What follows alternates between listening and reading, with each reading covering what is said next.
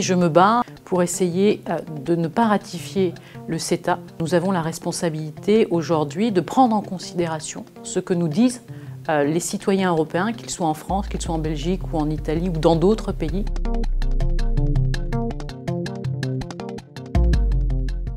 Bonjour, je m'appelle Paola Zanetti, je suis députée française et je me bats avec quelques-uns de mes collègues pour essayer de ne pas ratifier le CETA parce que nous le trouvons dangereux pour les Européens, pour le peuple.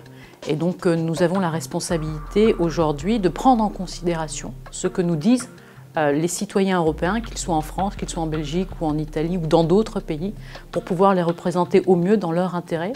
Parce que je considère que l'Europe doit nous protéger et nous rendre tous plus forts face à la mondialisation. Et notre responsabilité collective, ça commence dans les pays individuellement États membres de l'Union européenne, doit pouvoir nous réunir pour combattre ce traité qui est très dangereux. En France, au lendemain de la ratification, du vote du Parlement européen, nous avons été 106 députés socialistes, communistes, écologistes à saisir ce qu'on appelle le Conseil constitutionnel, qui est le garant de la Constitution française, pour lui demander de nous dire si le CETA était en conformité avec la Constitution française. Cette initiative nous permet, au bout d'un mois, que le Conseil constitutionnel se prononce pour nous dire « oui, il est conforme », et auquel cas le Parlement devra ratifier le CETA, ou alors « non, il n'est pas conforme ». Et s'il n'est pas conforme, en France, il va nous falloir changer la Constitution française avant d'adopter par le Parlement français le CETA. Changer la Constitution française répond à des règles très précises qui sont très difficiles à mettre en place. Il nous faut réunir à la fois les sénateurs et les députés, donc ça fait à peu près 925 parlementaires, réunir ce qu'on appelle un congrès, qui vont devoir se prononcer sur la modification de la Constitution. Et il va falloir que 3/5 de ces 925 parlementaires disent oui à la modification de la Constitution pour qu'ensuite nous puissions ratifier le CETA. Donc on va prendre énormément de temps. C'est du temps qu'on va effectivement gagner pour éviter que cet accord de libre-échange, que nous considérons dangereux, puisse s'appliquer. Pour moi et pour mes collègues, le CETA est inconstitutionnel pour 3 raisons. La première, c'est qu'il va transférer la souveraineté des États membres de l'Union européenne. Je m'explique.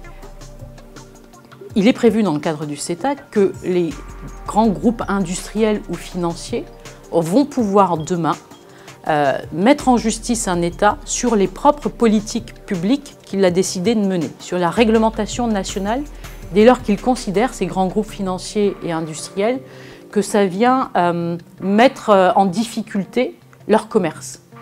Et je crois qu'effectivement, cette capacité de le faire va au-delà du transfert de souveraineté que les États membres ont consenti à l'Union européenne au moment où ils ont construit l'Union européenne. Et donc cette perte de souveraineté que va connaître la France, mais que va connaître aussi l'Italie, est pour nous très dangereuse, parce que ça veut dire que demain, les États membres n'auront plus la capacité de définir leur propre politique nationale. La deuxième raison pour laquelle, pour nous, c'est inconstitutionnel avec la Constitution française, c'est que nous avons un principe qui est celui de l'égalité des citoyens devant la loi française. Or, les investisseurs étrangers vont pouvoir bénéficier avec le CETA d'un régime spécifique de protection que n'ont pas les investisseurs français.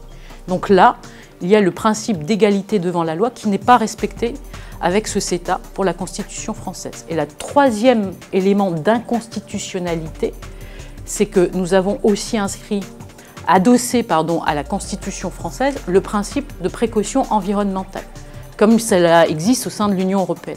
Or, le Canada refuse ce principe de précaution environnementale qui n'est pas inscrit dans le CETA. Donc, c'est pour nous un troisième point d'inconstitutionnalité.